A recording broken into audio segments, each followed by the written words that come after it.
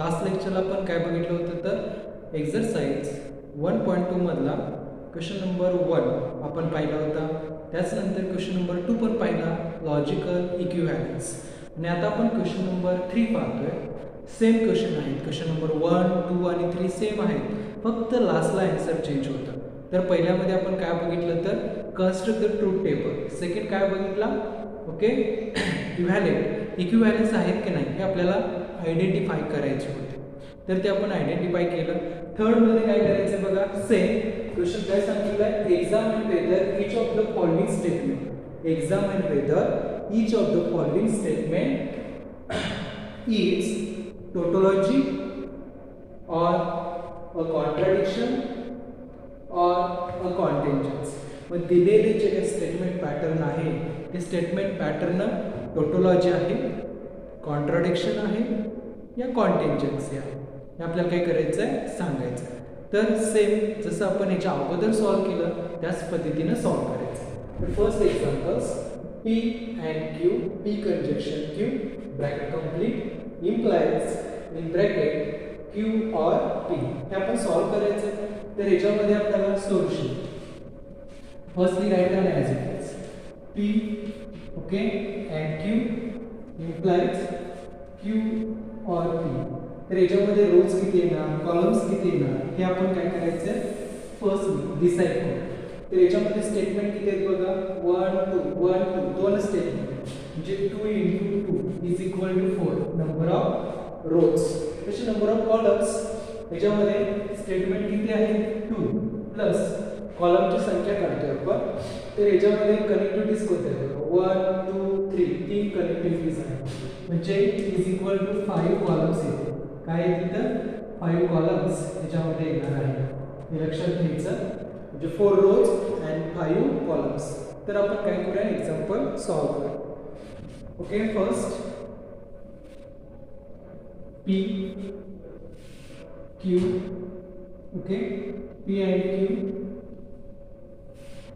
त्यानंतर हा पार्ट काढला, हा पार्ट काढून घेऊया आणि दोन्हीचे इम्प्लायच Q और P. यस, त्यानंतर या दोन्हीचे implication P and Q bracket complete implies okay Q और P. यस, कंप्लीट झालेला आहे. बघा नंबर ऑफ कॉलम्स किती आहेत, 1 2 3 4 5. यस, याच्यावरून आपण काढू शकतो नंबर ऑफ कॉलम्स किती आहे, नंबर ऑफ रोज. याच्यावरून आपले जे काय आन्सर आहे ते करेक्ट आहे की रॉंग हे पण आपण सांगू शकतो. आता याच्यामध्ये आपण रोज घेतोय, ओके, तर इथून खाली रोज असणार आहेत आपण. तर पहिल्या दोन व्हॅल्यूज आपण की घेतोय आणि लास्ट टू काय घेतोय आपण एफ घेतोय. ओके,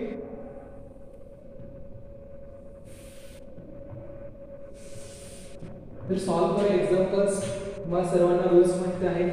अगेन परत एकदा मी रूल्स लिहितोय. रूल्स काय आहेत बघा, first P and P, then answer is P. Second F or F is equal to answer is F. Third rule, okay, T implies F, then answer is F. Fourth rule, T double implies T, then answer is T. Okay, F double implies F, then answer is T. Otherwise, F. Okay, next. 5 number, negation of T is equal to F. Negation of F is equal to T.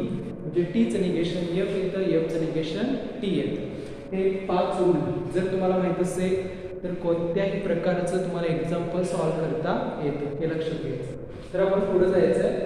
Q जे आहे ते Q आपण काय घेतोय, alternate values घेतो, T F T F. Okay, आणि ह्या दोन्हींचा आपल्याला ऍड घ्यायचं आहे. ऍड म्हणजेचा रूल काय आहे सांगा, TT असेल तरच T, अदरवाइज F. तर आपण TT असेल तरच काय घेतो T. बघा आणखी कुठे TT आहे का नाही, तर अदरवाइज F, अदरवाइज F. आता आपण पुढे जातो, और घेतो Q और P. जो फर्स्ट आहे त्याला फर्स्टच कन्सिडर करायचं, सेकंड आहे तो सेकंडच कन्सिडर करायचं. तर Q चा आपण पहिला विचार करणार आहोत. और चा रूल काय सांगा, काय सांगतो और चा रूल, F और F, then answer is F, otherwise T. तर F कुठे आहे का बघा, yes F F, yes here F F. That's why we are coming F otherwise T. आता आपल्याला दोन्हीही मिळालेले आहे, हा ब्रॅकेट आणि हा bracket. Yes, this and this, या दोन्हींचं कंपॅरिझन करायचं आणि काय घ्यायचं आपल्याला इम्प्लायन्स. फर्स्ट कोणता आहे बघा, तर P and Q. Yes, P and Q म्हणजे इथं टी पाहिजे, इथं कोण पाहिजे, एफ. तर बघा T F. Yes, T F कुठं आहे का, नाही आहे. टी एफ असेल तर आन्सर काय तर एफ अदरवाइज टी. म्हणजे या सगळ्या व्हॅल्यूज काय नाही सांगा, टी एफ, कारण की कुठेही टी एफ नाही आहे. यस, टी एफ आहे का कुठं, इथं टी आणि इकडे एफ, असं कुठं आहे का, नथिंग. मग सगळ्या व्हॅल्यू टी येत असेल तर आपण काय सांगू शकतो, all entries in last column, all entries in last column is T. That's why therefore given statement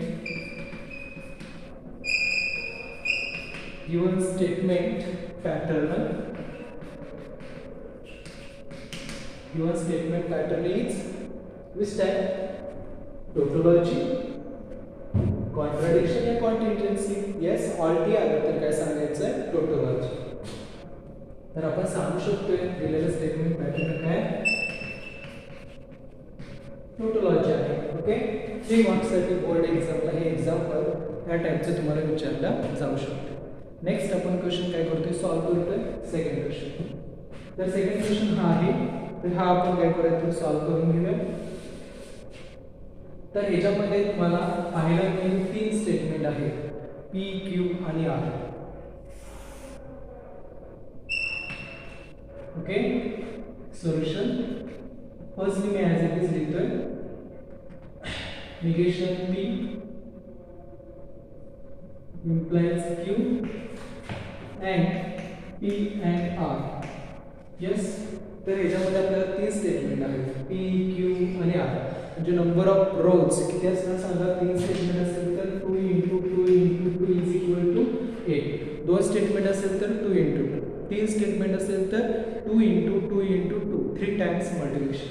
आणि कॉलम्स किती असतील बघा, ओके, 3 स्टेटमेंट आहे म्हणजे 3 प्लस कनेक्टिव्हिटीज किती कनेक्टिव्हिटीज आहेत, 1 2 3 4.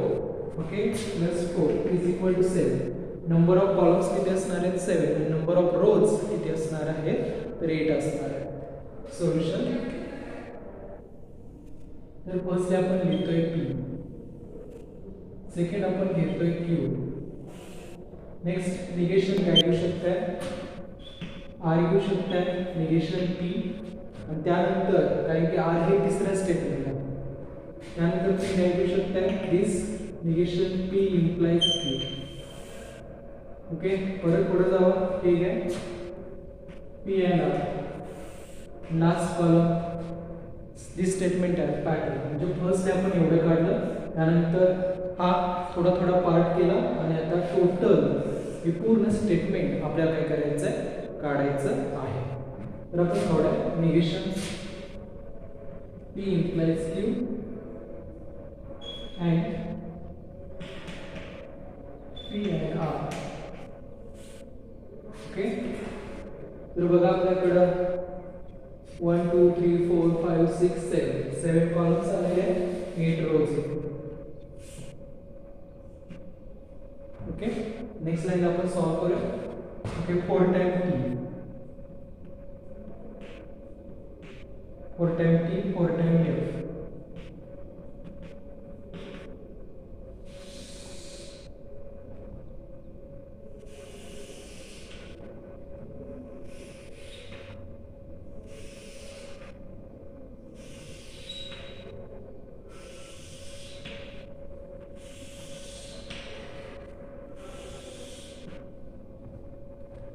तर नेक्स्ट क्यू काय घ्यायचं आहे, 2 टाइम टी आणि 2 टाइम म्हणजे 2 2 चे स्लॉट करत जायचं.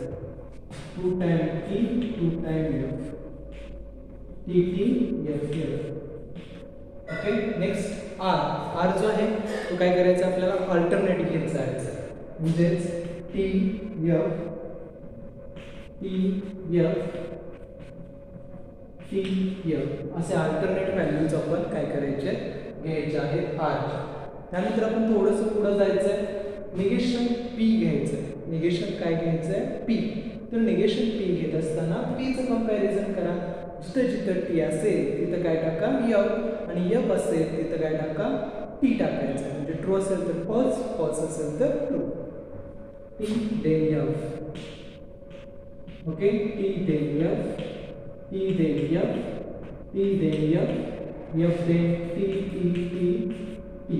ओके, नेक्स्ट लाईन आपण पुढे जातोय. Negation P implies K. Negation P आहे इम्प्लाइज के. म्हणजे इथं आपल्याला टी पाहिजे आणि हा कॉलमचं कंपॅरिझन करायचं. दिस अँड दिस कॉलम, या दोन्ही कॉलमचं कंपॅरिझन करायचं. जो फर्स्ट असेल तो फर्स्टच कन्सिडर करायचा. म्हणजे निगेशन पी हा इम्प्लाइज के. इम्प्लाइजचा रूल काय सांगतो आपल्याला बघा, टी एफ असेल तरच एफ, अदरवाइज टी. इथं टी पाहिजे आणि इथं एफ पाहिजे. बघा टी एफ नो, या टी टी टी यस, या टी एफ. इथं टी आहे आणि इथं एफ आहे. टी एफ असेल तर एफ, अदरवाइज इथं पण टी एफ आहे. अदरवाइज काय येणार आहे T A. Okay, T T T. Next आपण पुढे जातोय. P and R. P and R म्हणजे फर्स्ट अँड थर्ड कॉलमचं आपल्याला कंपॅरिझन करायचं आहे. अँडचा रूल काय सांगतोय, जर टी टी असेल तरच टी, अदरवाइज घ्या. तर बघा टी टी आहे यस टी. बघा टी टी आहे बघा yes T T, then T yes T T no.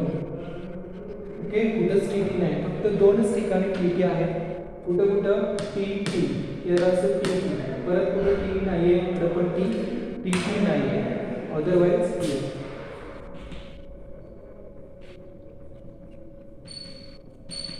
Otherwise आपण एफ घेऊ.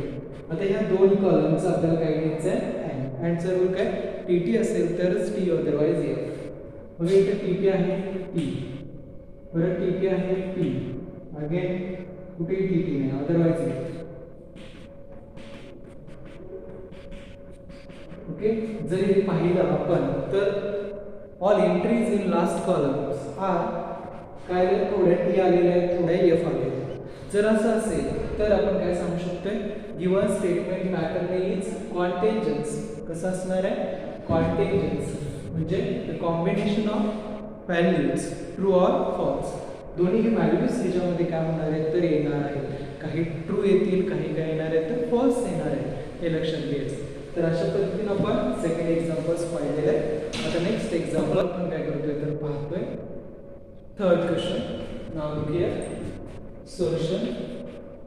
First we write down as it is. I have said that. Okay, P implies Q and Q. Okay, square bracket complete implies Q. तर याचा truth table आहे, तो truth table आपण काढूया.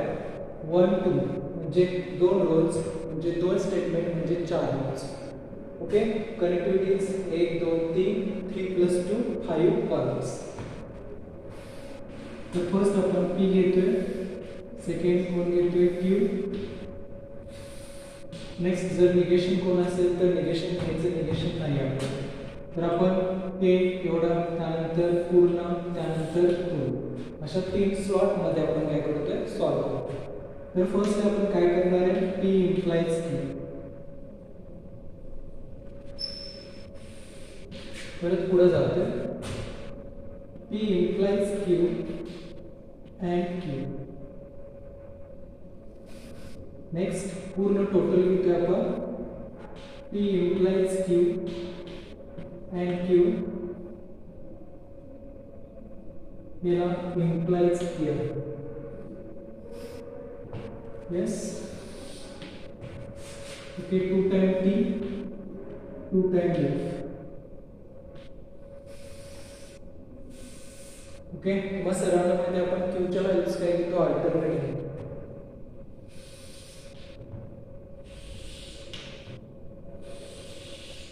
Yes, T F T F. आता ह्या दोन्हीचे implies घ्यायचं. इम्प्लाइजचा रूल काय सांगा, टी एफ असेल तरच एफ, अदरवाइज टी. तर टी एफ शोधा.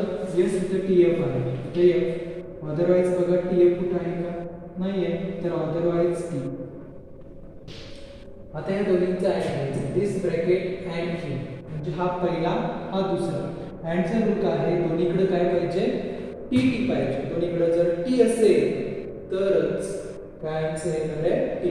अदरवाइज टी टी असेल तर आपण काय करू शकतोय, टी. बघा इथं टी टी आहे का कुठं, यस टी. परत इथं टी टी नाही, अदरवाइज आहे. आता इम्प्लाइज आपण काय करू शकतो, तर पी घेऊ शकतो. म्हणजे दिस ब्रॅकेट इम्प्लाइज पी, म्हणजे टी एफ आहे, टी एफ यस, इथे टी एफ आहे, तर इथे एफ. परत बघा टी एफ कुठे आहे का नाही, otherwise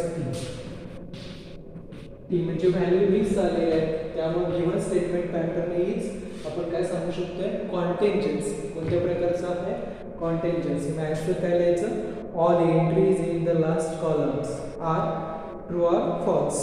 That's why given statement pattern is contingent. Which type? Given statement pattern is contingent. Next आपण solve करतोय.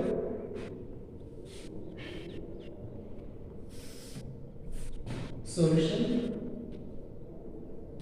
Okay, P implies Q and negation Q implies negation.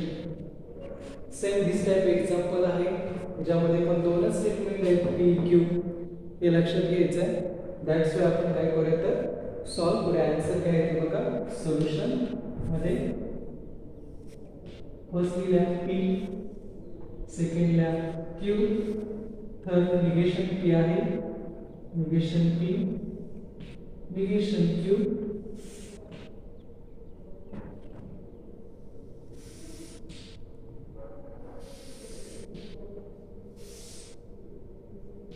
Okay. आपण पुढे जातोय थोडंसं. पहिला हा ब्रॅकेट काढायचा, त्यानंतर दिस मच, त्यानंतर दिस मच, अशा 3 पार्ट मध्ये आपण काय करतोय, सॉल्व. नेक्स्ट पहिला हा काढूया आपण, पी इम्प्लाइज क्यू. नेक्स्ट थोडंसं पुढे जाऊया, P implies Q and negation Q. Okay, थोडंसं पुढं last part, P implies Q and negation Q, square bracket and enter, implies negation Q, implies negation Q. इथं आपण 2 times T, 2 times F, याच्याकडे values आहेत, त्या व्हॅल्यूज आपण घेतो. Next लाईनला आपण काय करायचं, तर सॉल्व करतोय. Which type solving, now look here.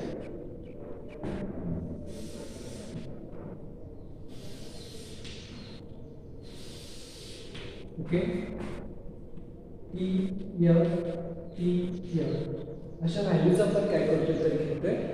तर निगेशन पी म्हणजे पीचं कंपॅरिझन करायचं आहे. इथं जर ट्रू असेल तर इथं काय येणार आहे, फॉल्स येणार. इथं टी आहे, टी एफ